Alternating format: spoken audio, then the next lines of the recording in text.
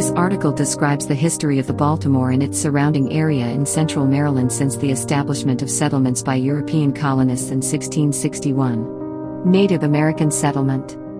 The Baltimore area had been inhabited by Native Americans since at least the 10th millennium BC, when Paleo-Indians first settled in the region. One Paleo-Indian site and several Archaic period and Woodland period archaeological sites have been identified in Baltimore, including 4 from the late Woodland period.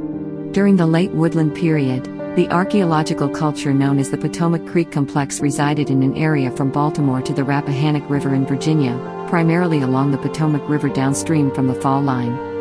In the early 1600s, the immediate Baltimore vicinity was populated by Native Americans. The Baltimore County area northward was used as hunting grounds by the Susquehannock living in the lower Susquehanna River Valley, who controlled all of the upper tributaries of the Chesapeake but refrained from much contact with Powhatan in the Potomac region.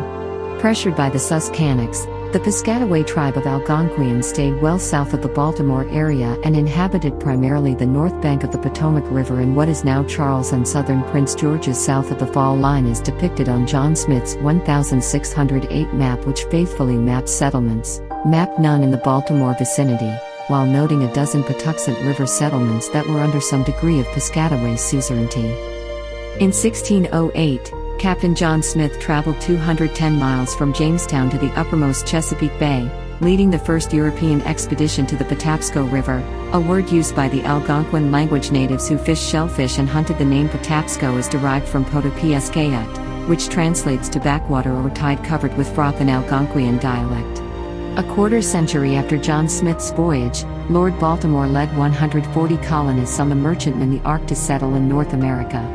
The colonists were initially frightened by the Piscataway in southern Maryland because of their body paint and war regalia, incorrectly assuming they wished to attack the fledgling colonial settlement.